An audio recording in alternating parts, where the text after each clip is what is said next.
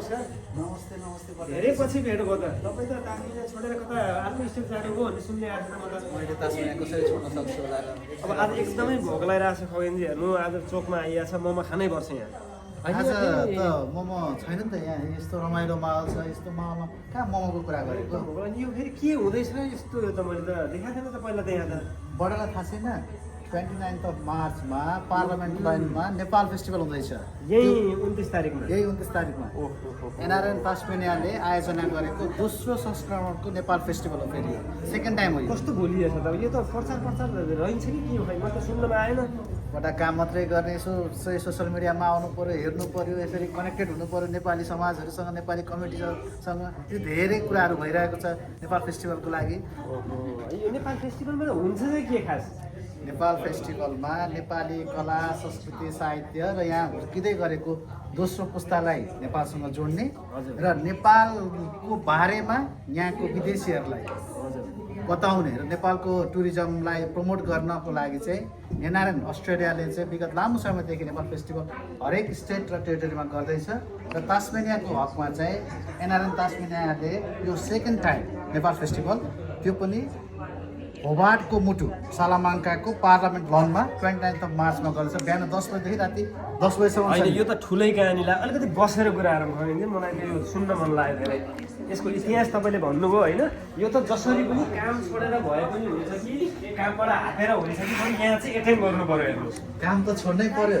एक दिनको लागि नेपालको लागि हामीले समय छुट्याउने हो नि त। त्यसमा त अझ हामी मात्रै होइन, नेपालबाट कोही आउँदै पनि हुनुहुन्छ कि के छ खगेनजी? चर्चित गायिका हाम्रो समीक्षा अधिकारी, त्यो बेलाको ब्यान्ड कन्दरा ब्यान्ड, युवराज चौलागाई लगायत यहाँको स्थानीय कलाकारहरूको बेजोड उपस्थिति, त्यो पनि नेपाली भाषामा आफ्नो नेपाली कला संस्कृतिलाई चाहिँ जगेर्ना गर्नको लागि। भनेपछि एकदमै व्यापक रूपले चाहिँ रमाइलो हुँदैछ। सबैजना चाहिँ आउनुपर्छ।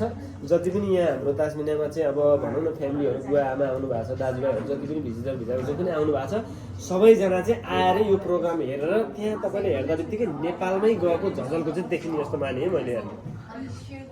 हाम्रो नेपालीहरू त आउनुहुन्छ हुन्छ, तर हाम्रो यसको उद्देश्य अर्को के पनि छ भन्दाखेरि चाहिँ हामी जस्तो यहाँ आएर बसेर काम गरिरहेछौँ नि, हजुर, हामीले हाम्रो नन नेपाली स्पिकिङ छ जस्तो त्यसमा विदेशीहरूलाई पनि लिएर आउनु पर्यो। उनीहरूलाई हाम्रो नेपालीको बारेमा, नेपालीको खानाको बारेमा, हाम्रो कल्चरको बारेमा उनीहरूलाई हामीले जानकारी पनि दिन्छौँ त्यो दिन।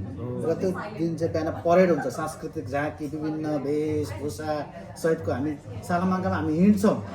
त्यसपछि हाम्रो चाहिँ विभिन्न प्रोग्रामहरू छ। तपाईँले डान्स देखिरहनु भएको छ, सबै मैले एकदमै देखिरहेको थिएँ। व्यापक जोडदार चाहिँ प्रस्तुति हुँदो रहेछ होइन। अब यहाँ यतिको रिहर्सल भइरहेछ भनेपछि त्यो मेन प्रोग्राममा चाहिँ आगो नै बोल्छ जस्तो लाग्यो मलाई खगेनजी। एकदम एकदम यहाँको स्थानीय, त्यसै गरी यहाँको राज्य सरकारका प्रतिनिधिहरू पनि आउँदै हुनुहुन्छ।